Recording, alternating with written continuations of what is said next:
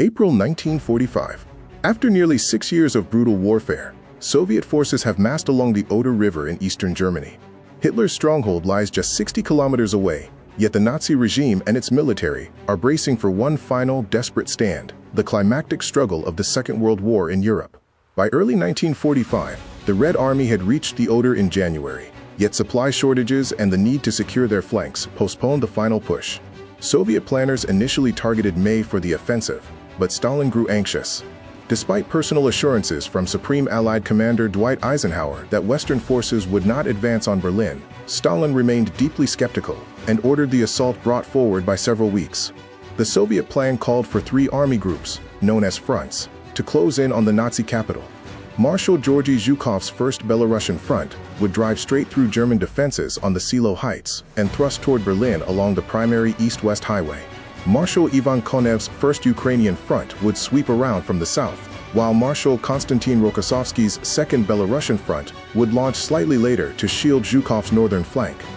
To overwhelm what Soviet propaganda called the lair of the fascist beast, the Red Army assembled a staggering force: 2.5 million troops, including 150,000 Polish soldiers, 6,000 tanks and self-propelled guns, 40,000 artillery pieces, and 7,500 aircraft.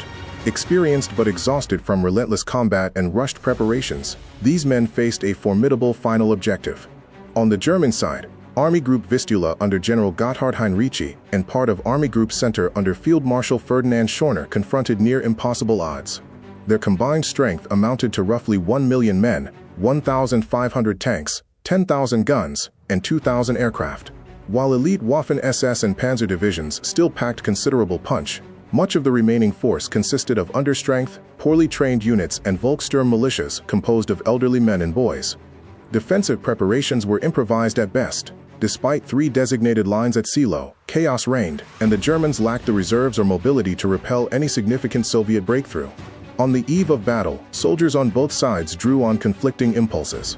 Many Germans feared Soviet retribution for atrocities committed across occupied eastern territories. One German soldier captured the dread plainly: if the enemy inflicted even a fraction of what Germany had done in conquered lands, few Germans would survive.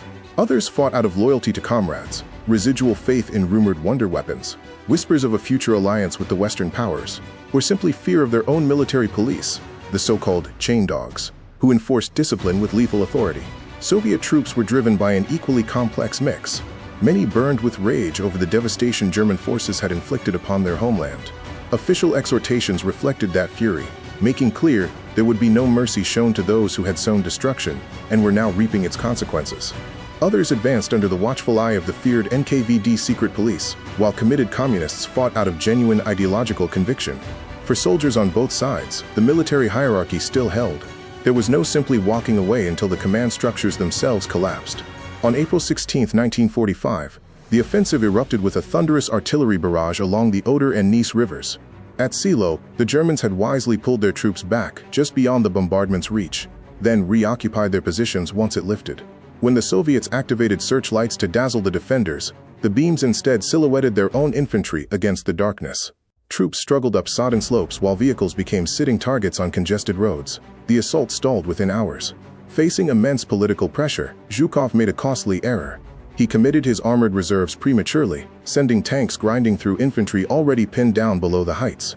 The resulting gridlock inflicted heavy casualties. For 3 grinding days, Soviet units battered their way upward. One tank commander described his T-34 taking a glancing hit that deafened his loader before spotting 2 German soldiers with Panzerfausts nearby. He swung the tank around and crushed them beneath the treads. By April 19th, Zhukov's forces finally punched through and raced westward.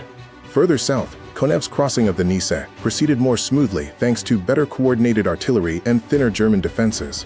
As thousands of German soldiers surrendered, one described the terror of relentless shellfire, catastrophic losses, and survivors stumbling through trenches and bunkers in a daze of pure fear.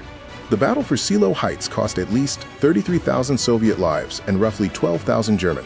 Debate has long surrounded Zhukov's decisions.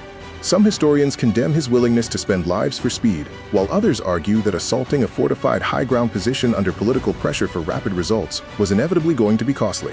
From April 20th, Hitler's birthday, both Soviet fronts converged on Berlin with the goal of full encirclement. Progress was hampered by dense forests, swamps, fuel shortages, and ferocious German resistance, particularly from Panzerfaust teams. Soviet artillery began striking the city center the following day. As the front collapsed, German command disintegrated. The Wehrmacht headquarters at Wunsdorf fell, and Berlin lost contact with General Helmuth Weidling's 56th Corps for days. The breakdown was so extreme that Weidling was sentenced to death by two separate commanders before being appointed the city's overall defense commander instead. On April 22nd, Hitler descended into near hysteria in his bunker, ranting at his generals and finally admitting the war was lost, before rebounding into fantasies of counterattacks by forces that no longer obeyed him.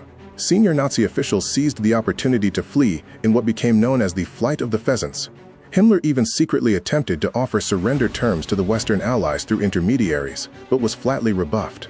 On April 24th, Soviet troops encircled elements of two German armies east of Berlin, trapping between 80,000 and 200,000 men in the Halby Pocket. Defying Hitler's orders to relieve Berlin, army commanders pushed toward each other to evacuate as many soldiers as possible, abandoning civilians to their fate. Desperate breakout columns, crowded with terrified civilians, left their wounded behind on narrow forest roads. Around 25,000 Germans eventually broke through to friendly lines on April 28th. The rest perished in one of the operation's bloodiest episodes. That same day, Soviet and American forces met on the Elbe at Torgau, completing Berlin's encirclement. Throughout the operation, war crimes were rampant on both sides. German officers executed thousands of their own troops for alleged cowardice. SS guards marched concentration camp prisoners toward the Baltic on death marches, shooting anyone who fell behind. Thousands of bodies lined the roads. The Soviets liberated some survivors from camps including Sachsenhausen and Ravensbrück. One survivor recalled a Soviet general visiting the sickbay, visibly moved, and promising care and freedom after years of fascist terror. The Red Army committed widespread atrocities as well. Liberated Soviet POWs were thrust directly into combat without recovery or retraining. Looting was rampant throughout. Most devastatingly, historians estimate Soviet troops raped between 100,000 and 130,000 women in Berlin alone, with approximately 10,000 taking their own lives as a result. Even a Soviet internal memorandum from April 1945 acknowledged the ongoing problem, despite official orders to change conduct toward German civilians. By April 25th, Berlin was completely encircled. With over 2.7 million civilians still trapped inside, German defenders, no more than 100,000 men with roughly 60 tanks, attempted to hold a city already reduced largely to rubble by Allied bombing.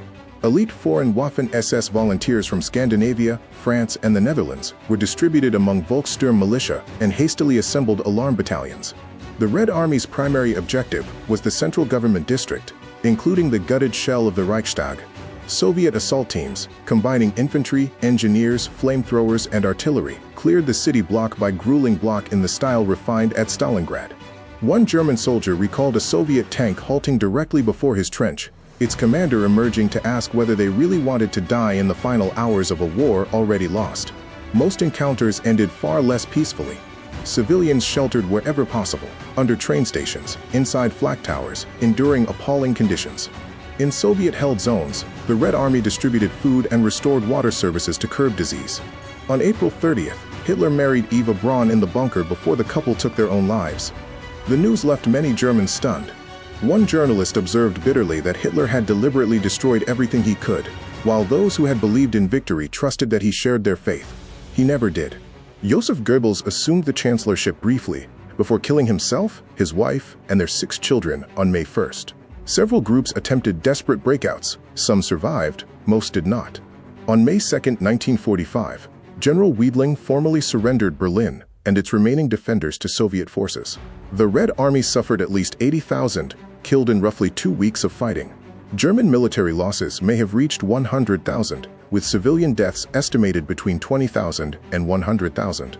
With Hitler dead and Soviet flags raised over the capital, Germany's formal surrender followed on May 8–9, ending the Second World War in Europe. For the Soviet Union, Berlin represented the culmination of an almost incomprehensible national sacrifice. For Holocaust survivors and liberated prisoners, it marked the end of unimaginable suffering. For ordinary German citizens, it signaled the beginning of a 45-year occupation. The Battle of Berlin remains one of the largest, costliest, and most consequential military operations in recorded history.